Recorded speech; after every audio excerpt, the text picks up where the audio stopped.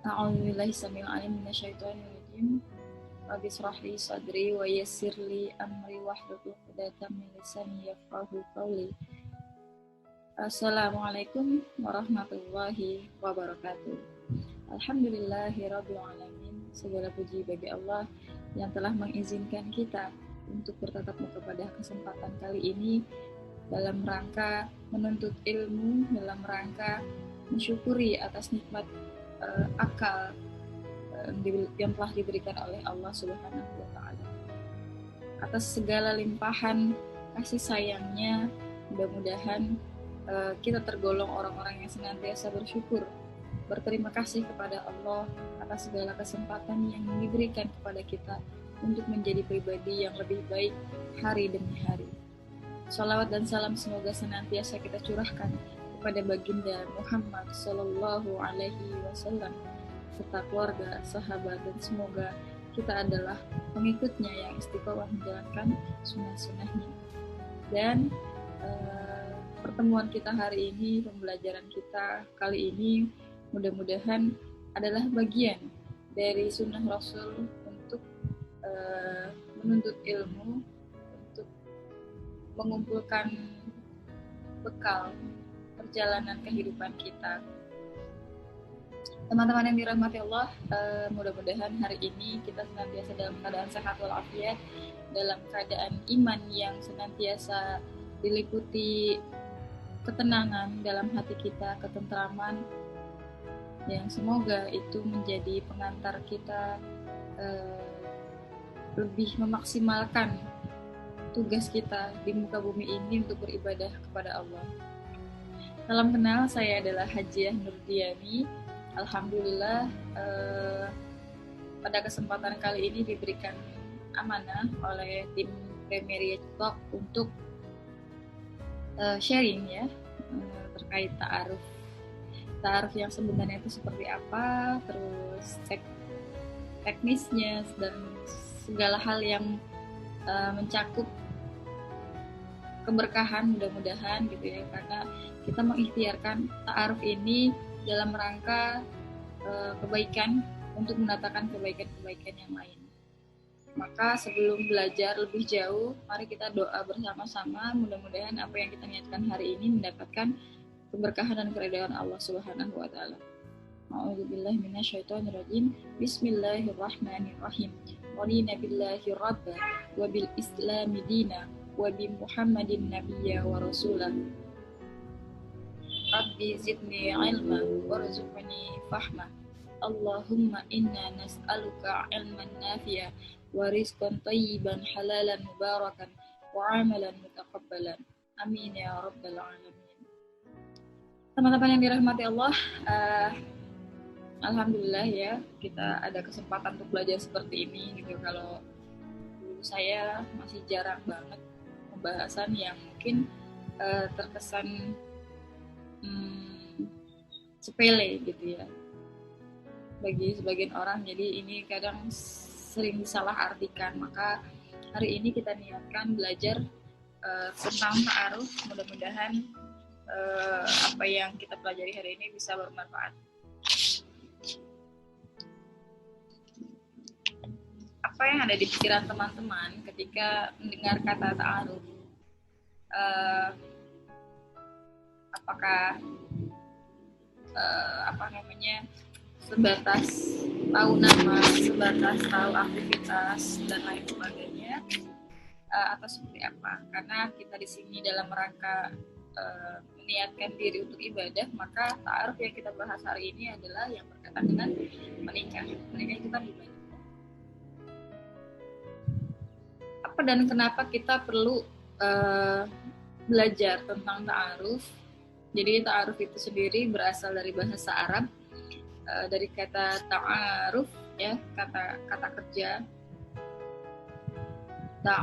Ta'arafa ya ta'arafu, artinya saling mengenal. Yang di sini dimaksudkan adalah laki-laki dan perempuan saling mengenal menuju jenjang pernikahan. Kata saling mengenal ini sebenarnya sangat-sangat detail gitu ya, karena mengenalnya bukan hanya tentang diri sendiri, tapi juga keluarga yang ada di sekitar masing-masing dari pihak laki-laki dan perempuan itu sendiri. Maka kenapa ini perlu dilakukan gitu? Karena kan untuk menikah gitu ya, kita perlu tahu pasangan kita itu seperti apa, karakternya seperti apa, keluarganya, background keluarganya seperti apa gitu ya. Maka di dalam ta'aruf ini kita akan mengetahuinya gitu. Bahkan sampai hal-hal yang mungkin tidak kita tampakkan pada orang lain ya, misalkan ada kita seorang yang sebenarnya sulit untuk menyampaikan pendapat gitu. Ya itu bisa jadi hanya bisa kita sampaikan ketika di proses ta'aruf ini gitu. Karena calon pasangan kita harus tahu betul dengan siapa dia akan menikah, dan kita pun harus tahu betul dengan siapa kita akan menikah ya. Maka ini harus dimanfaatkan sebaik-baiknya. Ini diambil dari Quran surat Al-Hujurat ayat 13. A'udzubillahi samiil alim minasyaitonir rajim. Bismillahirrahmanirrahim. Ya ayyuhan nas inna khalaqnakum min dzakarin wa untha wa ja'alnakum syu'uban wa qabaila lita'arafu inna akramakum indallahi atqakum innallaha alimun khabir. Hai manusia, sesungguhnya kami menciptakan kamu dari seorang laki-laki dan seorang perempuan dan menjadikan kamu berbangsa-bangsa dan bersuku-suku supaya kamu saling kenal mengenal. Sesungguhnya orang paling mulia di antara kamu di sisi Allah ialah orang yang paling bertakwa di antara kamu. Sesungguhnya Allah Maha mengetahui lagi Maha mengenal. Di sini ada kata lita'arufu, yaitu supaya kamu saling kenal mengenal. Nah, jadi artinya memang karena ini saling, maka harus kedua belah pihak yang terlibat gitu.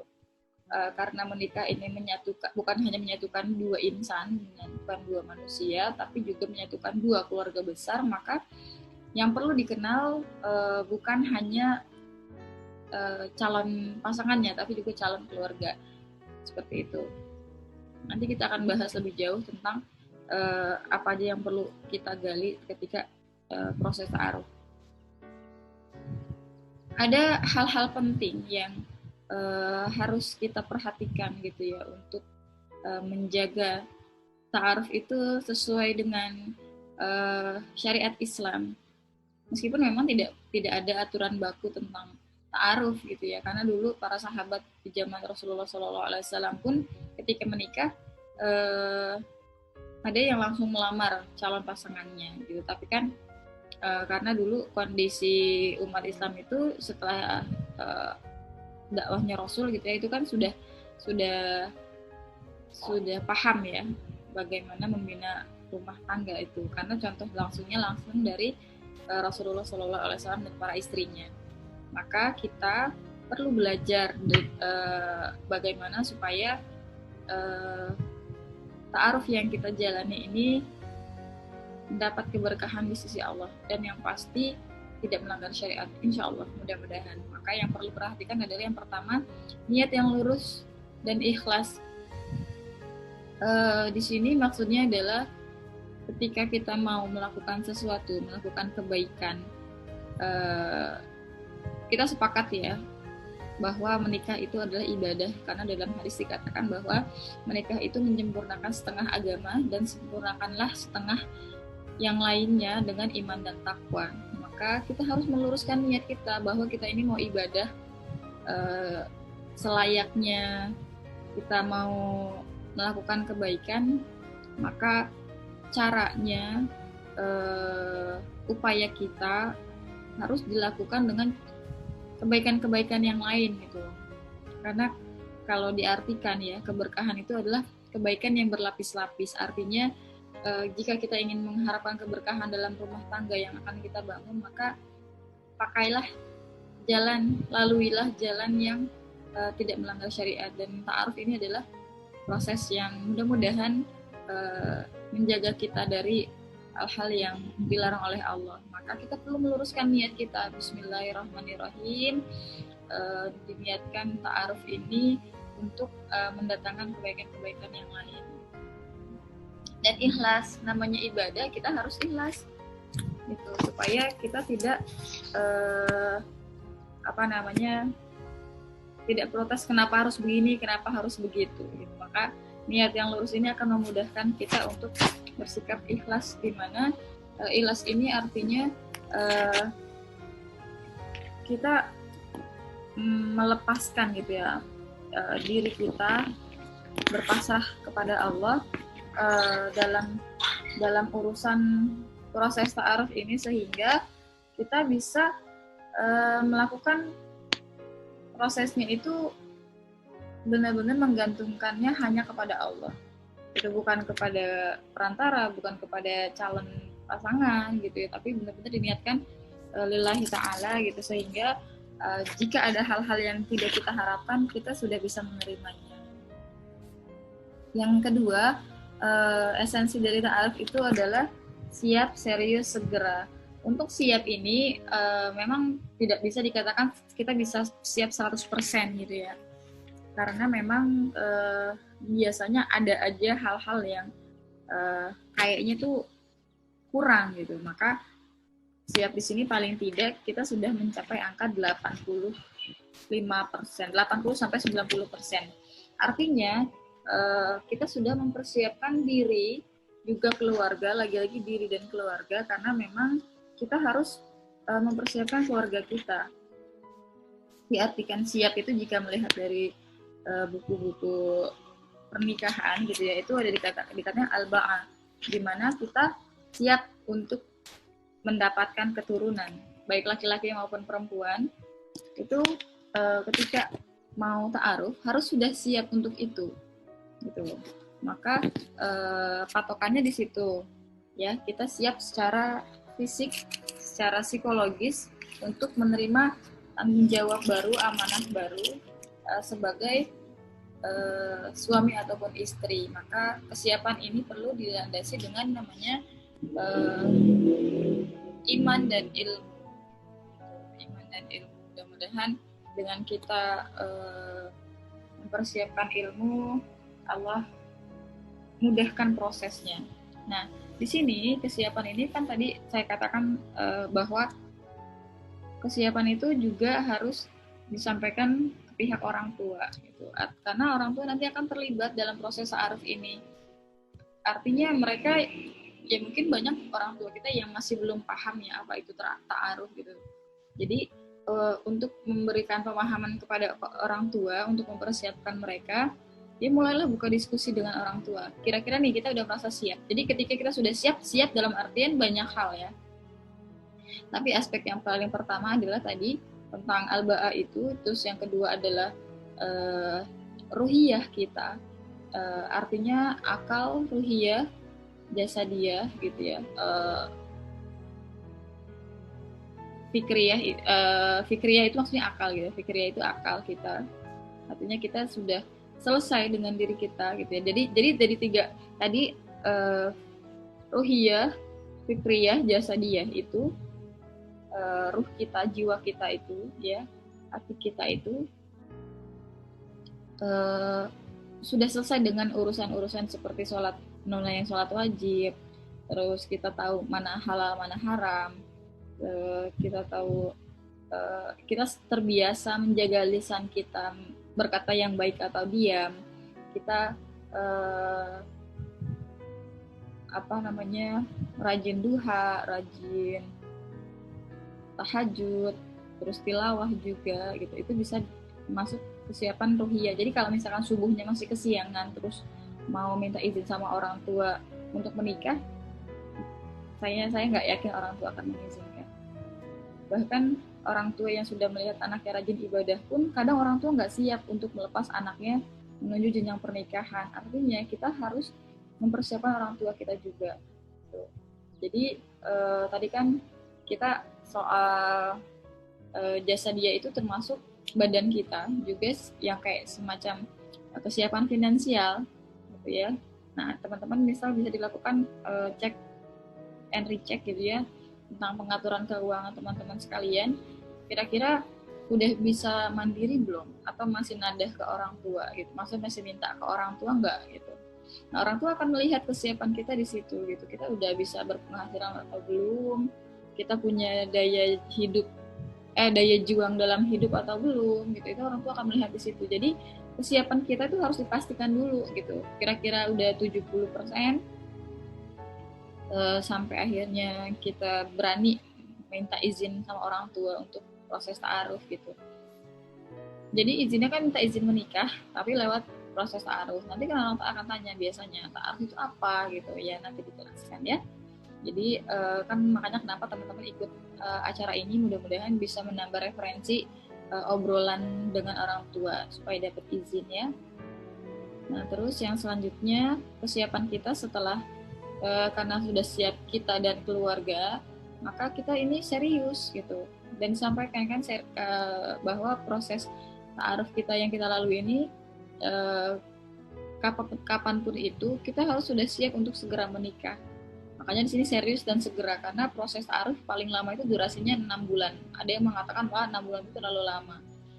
Maka harus diperhatikan durasinya juga gitu. Kalau terlalu lama atau misalkan ada yang ngajak ta'aruf tapi minta ditunggu 1 tahun atau 2 tahun lagi karena mau kuliah dan segala macamnya, itu pasti kalau saya gitu ya, kalau saya itu pasti saya cut, nggak mungkin saya terima, itu blacklist kalau kayak gitu. Maka harus dipastikan kita karena sudah serius mau menikah gitu ya, dengan kesiapan kita tadi, maka kita harus segera dan terburu-buru ini berbeda teman-teman. Kalau terburu-buru kita cenderung tidak memiliki persiapan atau malah persiapannya jauh dari cukup gitu. Tapi kalau misalkan segera kita sudah menyiapkan, makanya di sini saya sampaikan esensi yang harus kita perhatikan dalam ta'aruf itu adalah siap, serius, segera. Bukan segeranya duluan, tapi siap, serius, segera. Artinya kayak kita misalkan sudah siap nih keluarga, udah siap finansial juga, kita udah serius mau menikah.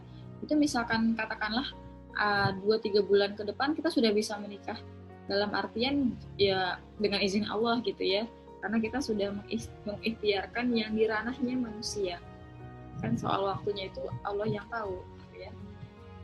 Nah, terus yang ketiga, esensi dari ta'aruf itu adalah sesuai dengan hukum syara, yaitu laki-laki dan perempuan non-mahram. Maka kita tidak boleh menikah dengan mahram kita. Ya, teman-teman bisa mempelajari laki-laki dan perempuan non-mahram ini dari berbagai literatur fikih gitu, sehingga kita tahu batasan dengan siapa kita akan menikah. Terus yang selanjutnya adalah perantara atau mediator. Teman-teman yang dirahmati Allah, ini kadang yang suka diabaikan gitu ya sama orang-orang. Kadang merasa dirinya sudah paham proses ta'aruf itu seperti apa, terus tahu tahapannya seperti apa, tapi tidak melibatkan perantara atau mediator. Di sini teman-teman mohon maaf, apalagi kita di sini sebagai perempuan gitu ya, kadang suka merasa kayaknya beruntung banget gitu ketika ada laki-laki yang mengajak kita untuk berta'aruf. Mohon maaf gitu ya, itu kalau bisa sebelum kalian jawab, sebelum teman-teman jawab, sampaikan seperti ini. Sebelum jawab iya atau tidak gitu ya, sampaikan silahkan hubungi mbak saya, kakak saya, atau orang tua saya kalau untuk prosesnya. Jadi kita tidak menjawab iya atau tidak ketika itu, gitu ya. Misalkan nih tiba-tiba ada yang ngajak ta'aruf lewat WA atau tetap langsung gitu. Ya nggak juga sih. Ya pokoknya tapi sekarang tuh macam-macam aja gitu ya kelakuan masyarakat plus 62 gitu kan. Jadi alasannya ta'aruf terus, tapi ternyata langsung disampaikannya misalkan fulanah dan fulan mengajak fulanah untuk ta'aruf. Itu tidak dibenarkan teman-teman. Kayak misalkan saya nanya mau ta'aruf sama laki-laki, saya WA dia gitu ya, atau nge-DM dia ngajakin ta'aruf, misalkan assalamualaikum, saya mau ngajak kamu ta'aruf misalkan, boleh nggak? Nah itu sebelum dijawab boleh atau enggak, langsung balesnya silakan hubungi mbak saya atau orang tua saya, seperti itu ya teman-teman. Atau misalkan teman-teman ada orang kepercayaan, silahkan gitu. Itu kadang kalau yang dia tidak niat tidak niat yang lurus gitu ya, dia biasanya suka nggak apa-apa lah sekarang kita ngobrol-ngobrol dulu, nanti kalau kita udah kalau udah sama-sama paham baru kita melibatkan orang lain. Nah, enggak, please banget itu tuh enggak gitu ya. Kalau kayak ada yang kayak gitu tuh cuekin aja. Pada satu kesempatan gitu ya, ada yang tanya, Mbak, aku di kantor gitu ya, ada yang beda bidang gitu,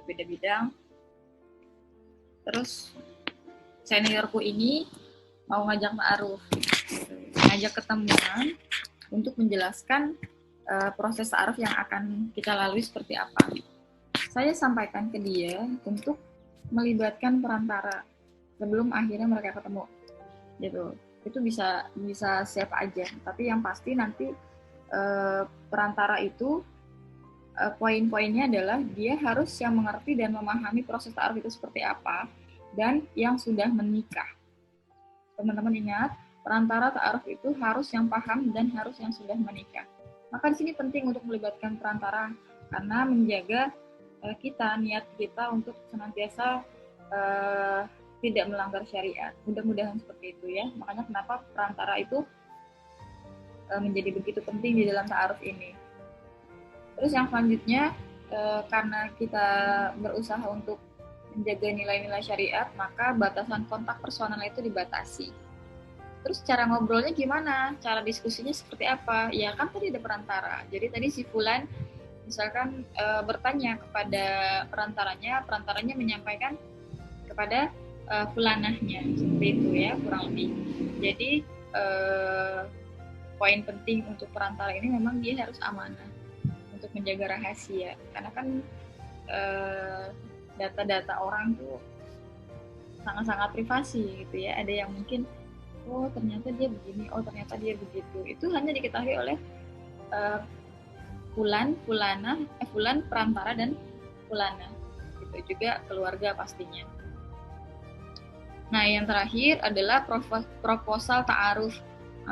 Ini harus ada gitu, dan sifatnya itu rahasia terbuka. Rahasia itu maksudnya seperti yang tadi saya sampaikan, hanya diketahui oleh pihak-pihak terkait ya, termasuk keluarga gitu. Maka di situ poin-poinnya adalah tentang data diri kita, data keluarga kita, data keluarga dalam artian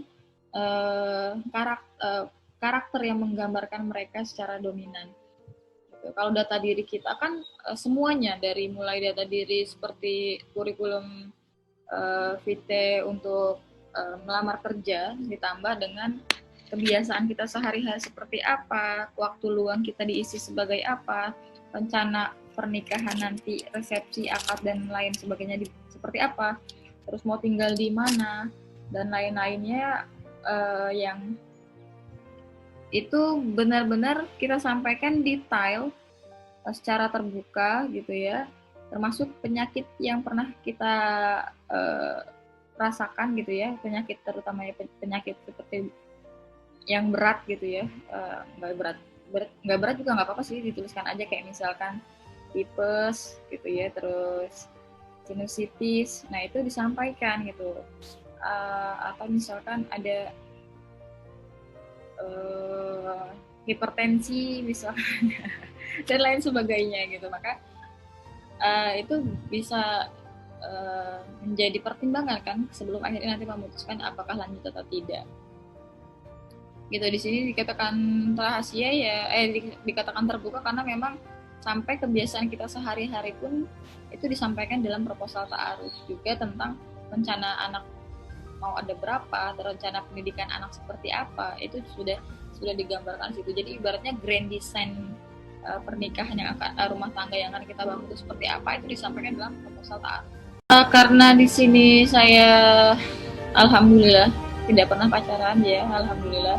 Kalau dulu nggak pacaran itu karena pengen fokus belajar ya, ketika SMK itu karena memang pengen fokus belajar ya. Tapi kalau suka sama lawan jenis ya wajar lah ya gitu ya, apalagi seusia SMP SMA tuh kayaknya ketertarikan sama lawan jenis itu sangat-sangat manusiawi gitu ya. Hanya saja saya sadar diri gitu kan, saya dari keluarga yang pendidikannya pas-pasan, pengen punya background pendidikan yang lebih tinggi daripada kedua orang tua saya gitu, sehingga saya berusaha keras untuk belajar gitu kan.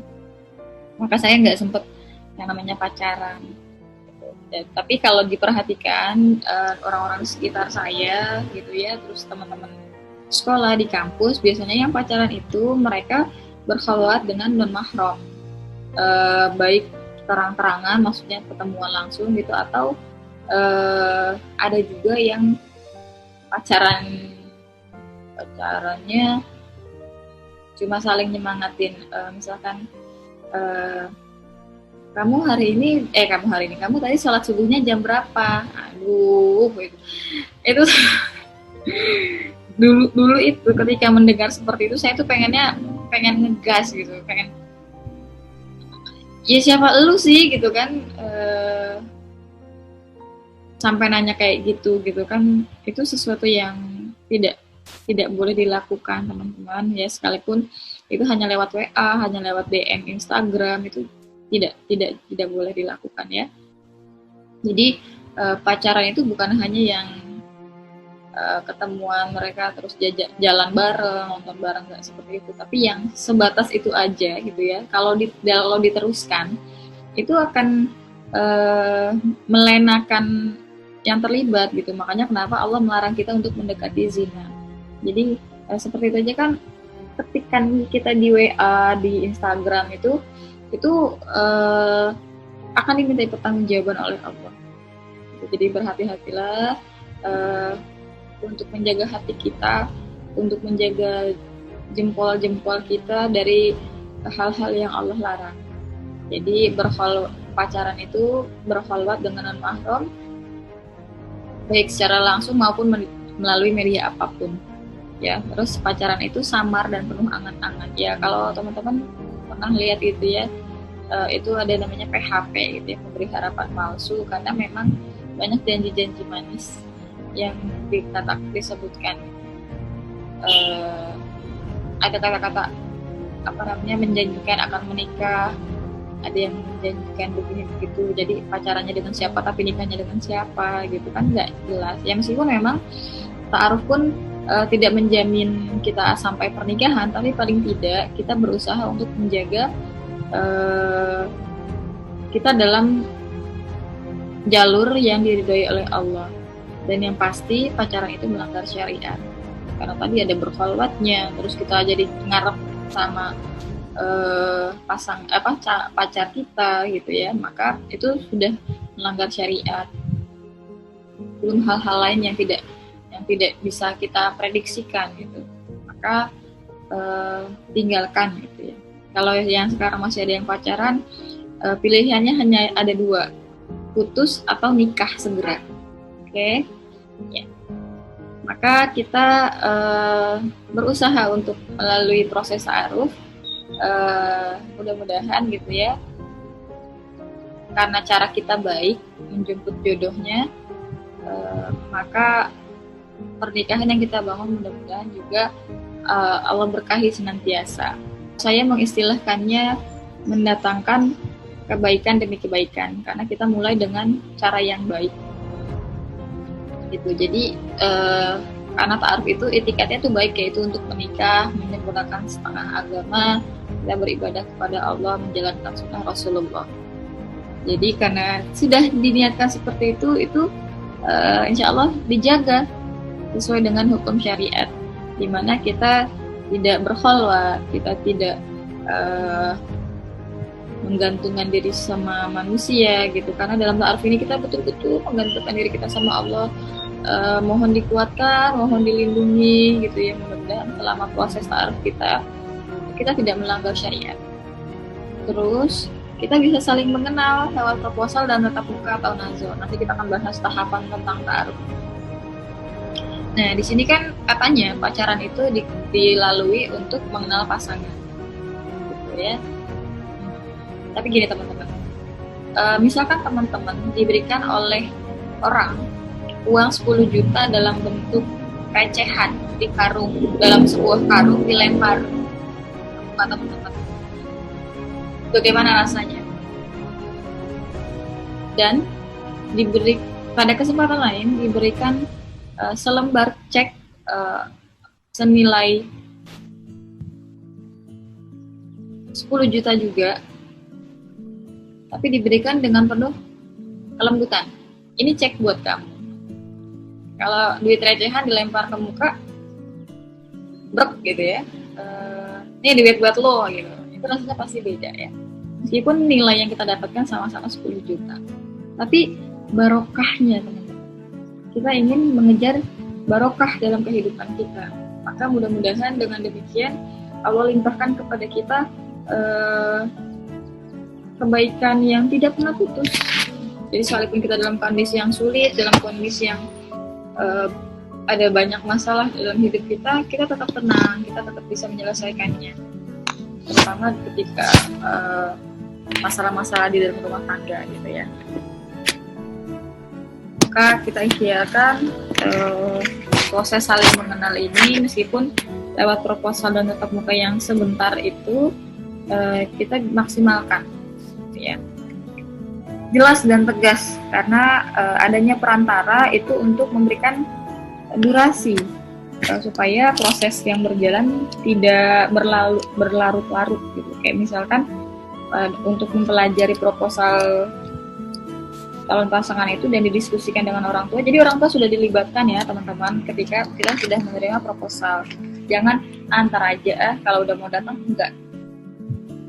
Kita harus mengkondisikan orang tua kita sudah siap, maka mereka pun karena sudah siap ya kondisi orang tuanya, maka kita ajak mereka untuk mendiskusikan, ini ada proposal ta'aruf yang masuk, minta izin orang tua untuk sama-sama mempelajarinya gitu ya. Tapi sebelum itu bisa juga, karena kan durasinya biasanya kurang lebih 2 pekan, teman-teman bisa menanyakan hal-hal yang mungkin mau ditanyakan sebelum nanti mengajak orang tua untuk berdiskusi gitu ya. Misalkan boleh terima nih proposal ta'arufnya, orang tua jangan langsung diajak diskusi, itu nggak apa-apa. Yang penting kita sudah meniatkan itu dan orang tua sudah siap pastinya ya.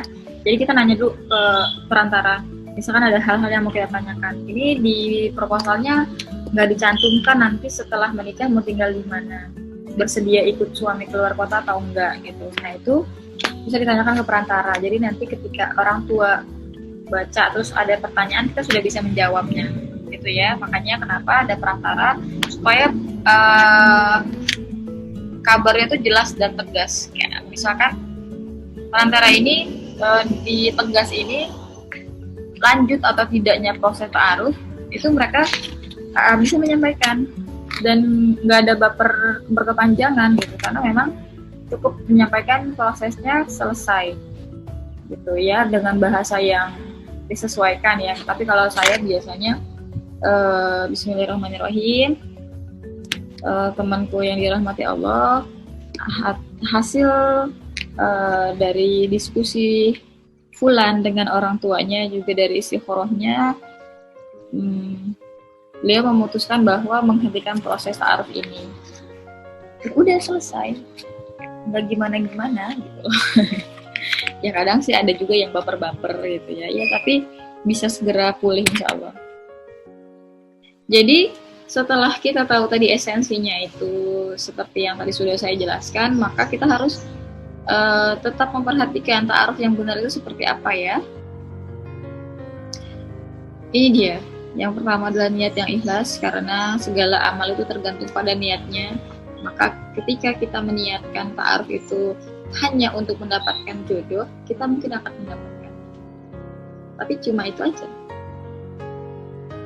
Tapi ketika kita ta'aruf ini, meskipun kita tidak sampai menikah gitu ya, kita niatkan untuk ibadah, mudah-mudahan Allah limpahkan kepada kita kebaikan demi kebaikan, sehingga kita bisa lebih menerima apa yang menjadi ketetapan Allah. Terus yang selanjutnya, ta'aruf ini terjaga karena kontak personal dibatasi dan adanya perantara. Gitu. Jadi tidak berkholwat, tidak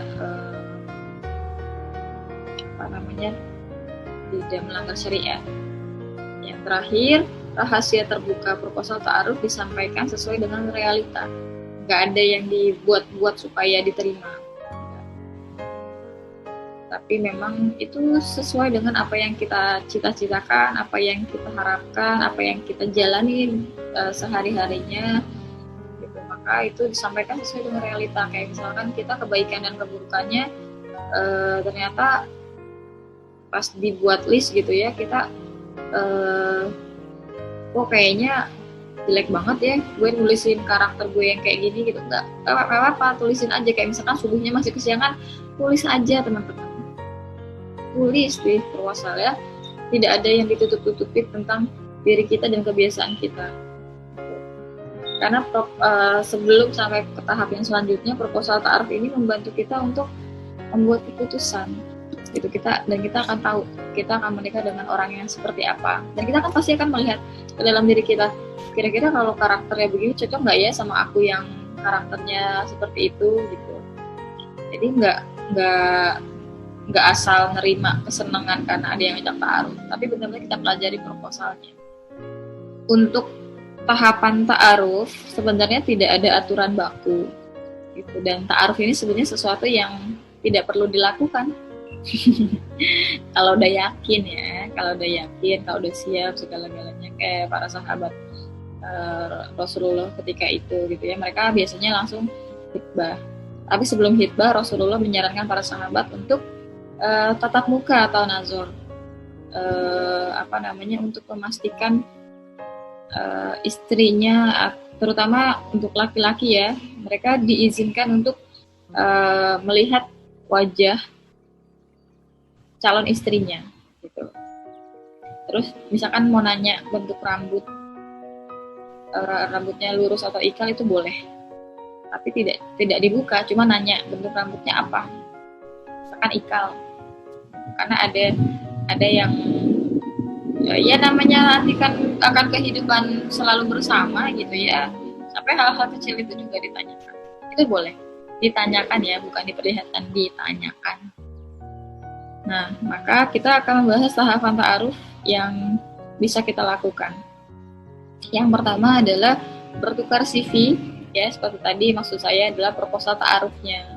Itu dibuat detail. Biasanya dari perantara mengirimkan proposal ta'aruf yang perempuan dulu ke pihak laki-laki.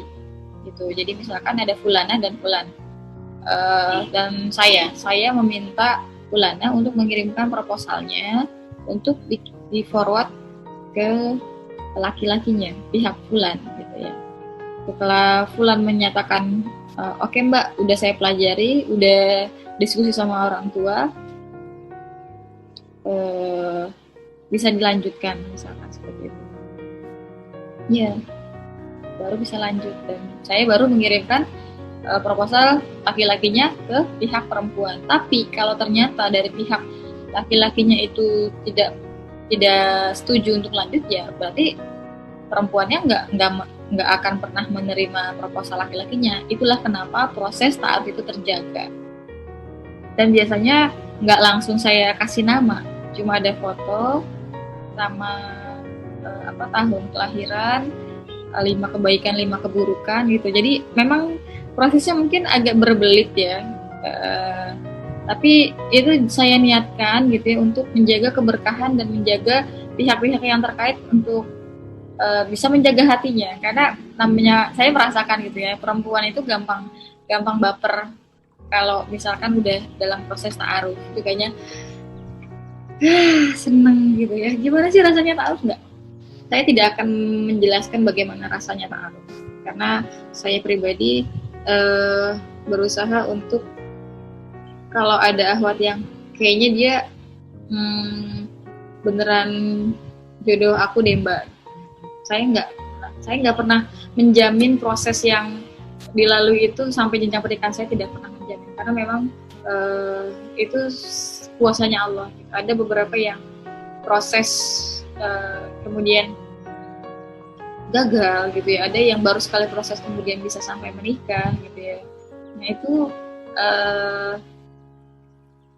benar-benar kuasanya Allah. Saya hanya berusaha untuk menjaga niat teman-teman untuk menikah melalui proses ta'aruf gitu. Maka setelah kita bertukar CV, kita akan ada namanya tatap muka atau nazar. Nah, dalam selama proses bertukar CV ini ada masa untuk kita berdiskusi tadi ya, dengan tetap melibatkan perantara. Jadi kalau ada pertanyaan-pertanyaan itu bisa diajukan ke perantara untuk akhirnya nanti memutuskan tatap muka. Tatap muka ini biasanya berlangsung setelah 2 minggu ya, ada juga yang setelah sebulan, dan waktunya disepakati mau kapan, mau di mana, dan sebaiknya di tempat yang rahasia ya. Kalau beberapa kali sih teman-teman yang proses ta'aruf itu di rumah saya gitu di rumah saya di waktu yang disepakati.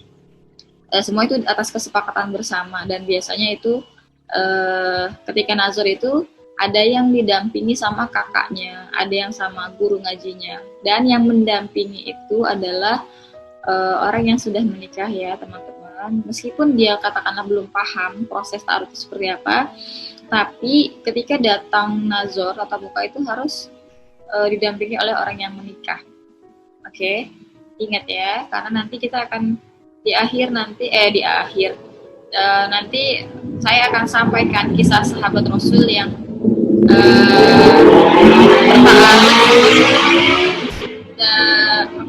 mau menikah tapi ngajak temennya yang belum menikah gitu. Nanti kita sampaikan di bagian selanjutnya ya. Maka tatap muka dan nazar ini harus dilakukan seperti yang tadi saya sampaikan di awal, bahwa ini boleh menanyakan tentang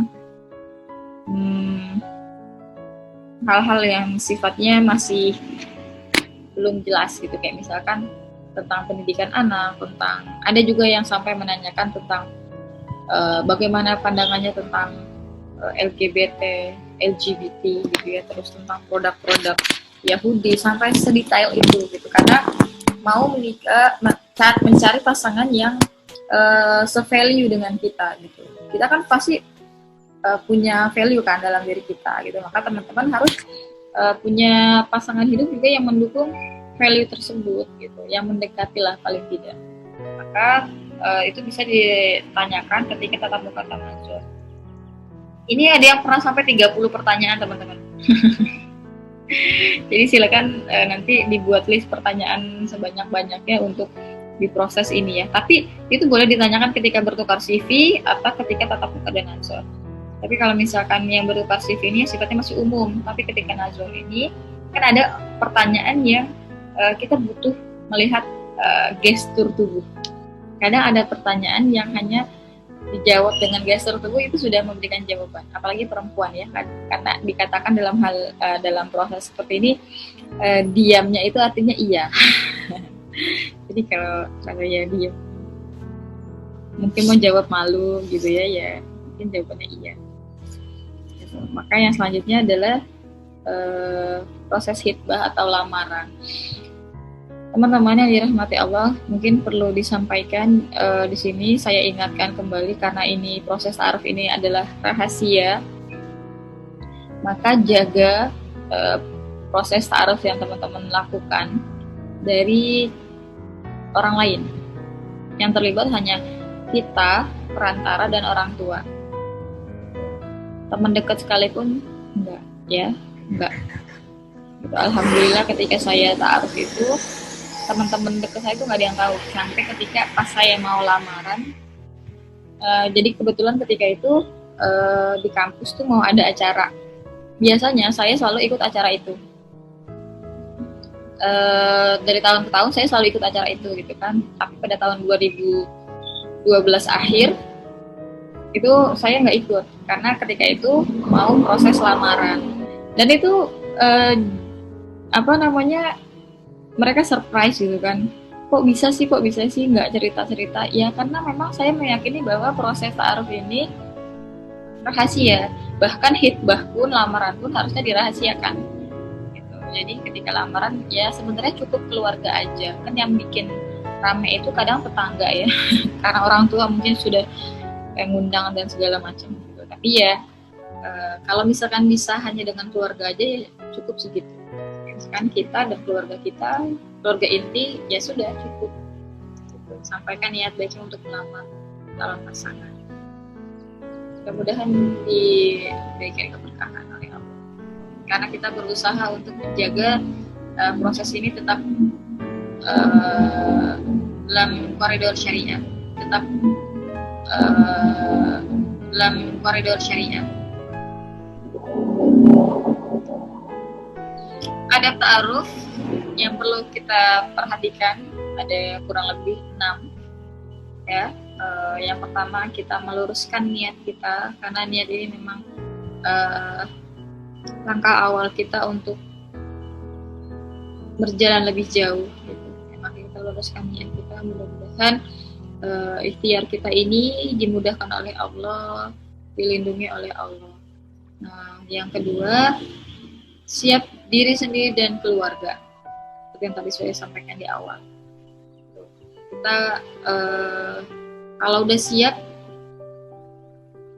ada aja sih jalannya yang Allah mudahkan gitu. Jadi ketika dulu mau menikah itu saya buka obrolan sama ibu kurang lebih 5 tahun, sampai akhirnya sepakat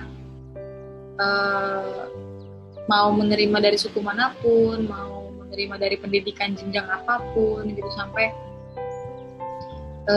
saya harus misalkan harus tinggal jauh sama ibu pun ibu nggak masalah gitu, itu sudah selesai gitu. Sehingga itu harus diperhatikan ya, itu adalah bagian dari adab. Kenapa bagian dari adab?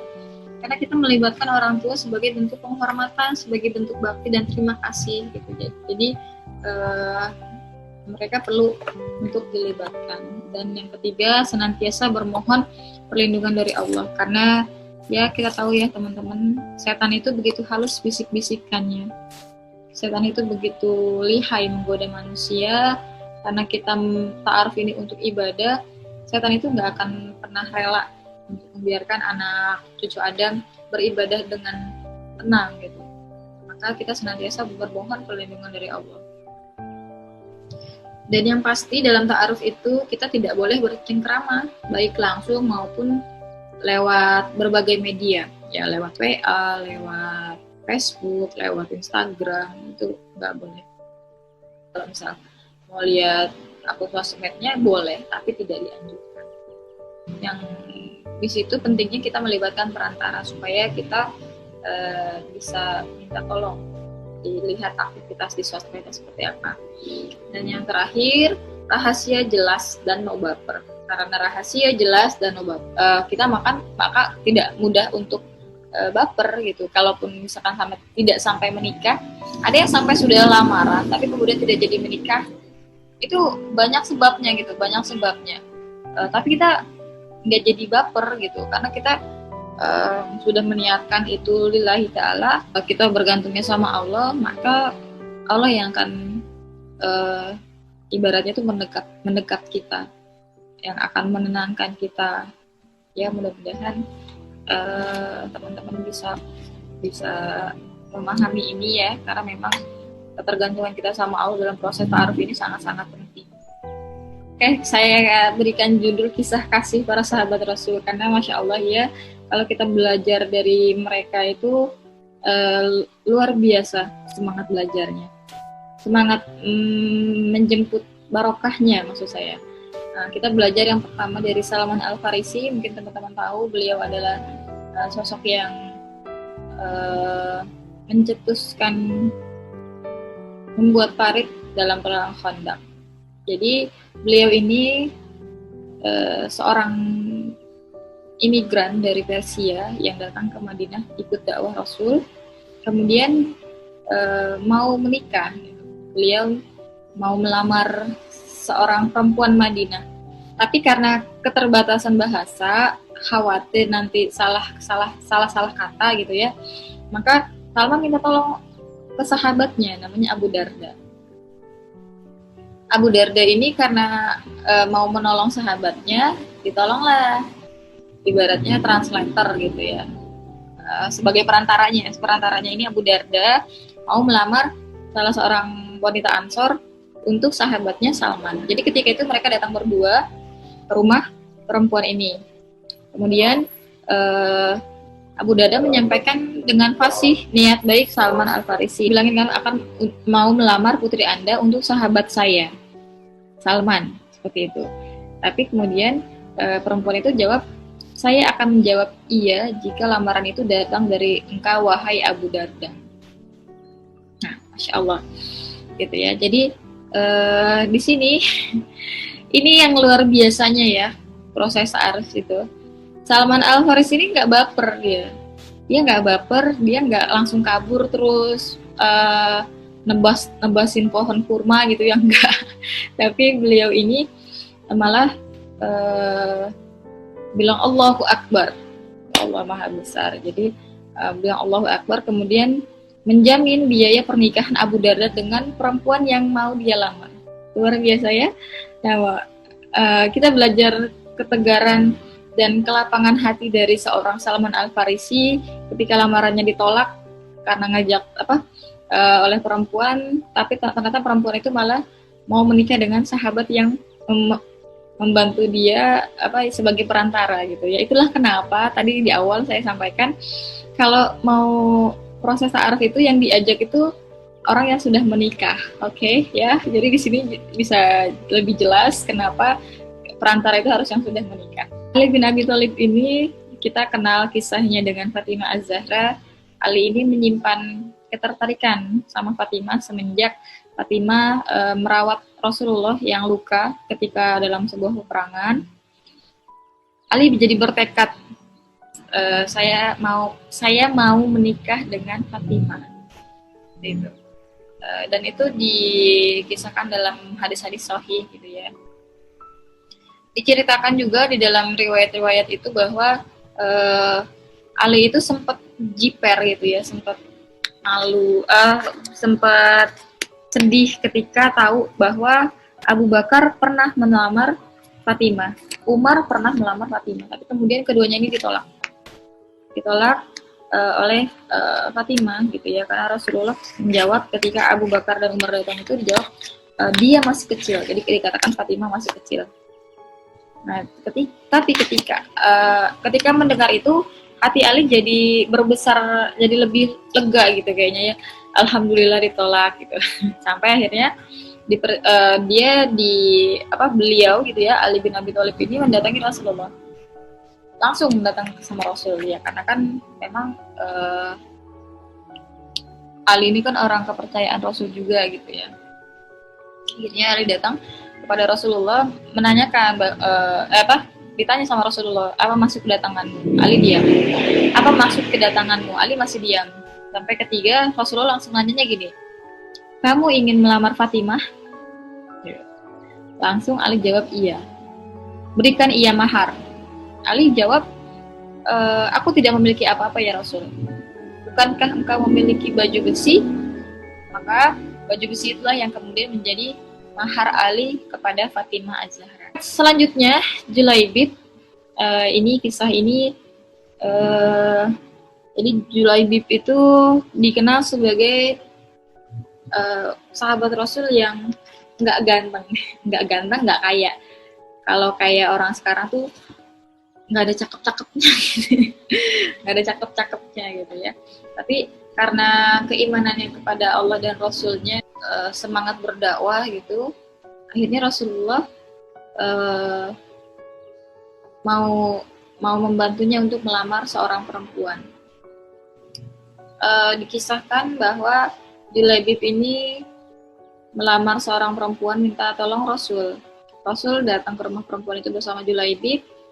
Betapa senang keluarga perempuannya karena Rasulullah datang untuk melamar. Tapi kemudian belum selesai kesenangan mereka, Rasulullah langsung menjawab, aku melamar untuk saudaraku Julaibib, untuk sahabatku Julaibib. Gitu. Itu ibu bapaknya langsung, kalau kayak kita tuh tiba-tiba diem gitu ya, hening. Tapi kemudian perempuan ini menjawab, uh, kami taat kepada Allah dan Rasulnya gitu. Jadi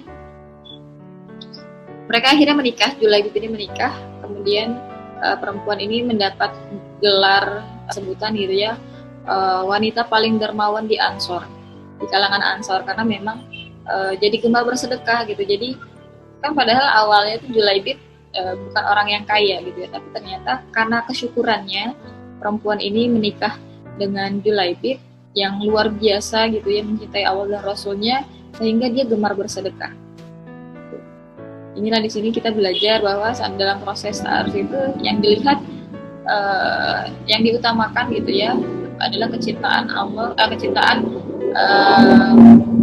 manusia gitu ya, kecintaan laki-laki atau perempuan kepada Allah dan Rasulnya.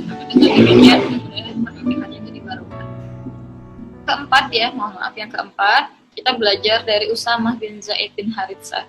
Jadi ini kisahnya tentang Fatimah binti Qais. Beliau itu pernah diceraikan oleh suaminya, kemudian meminta saran sama Rasul.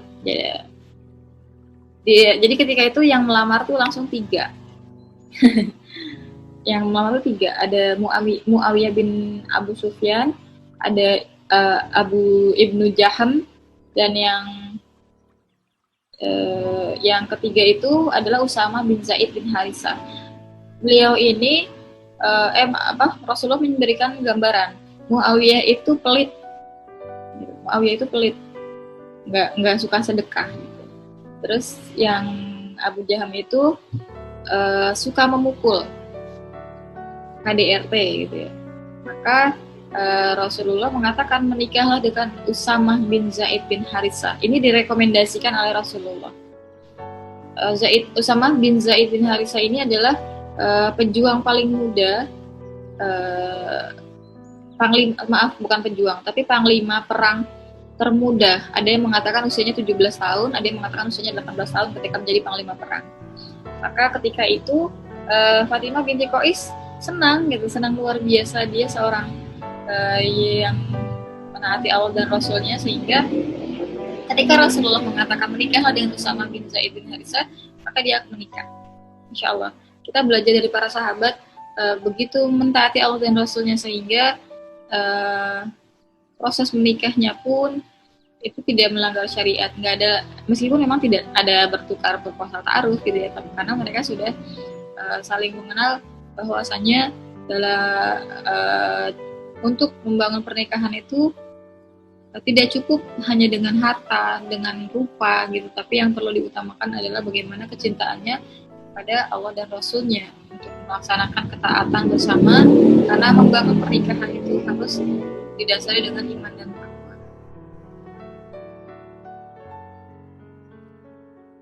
Suka dengan konten ini?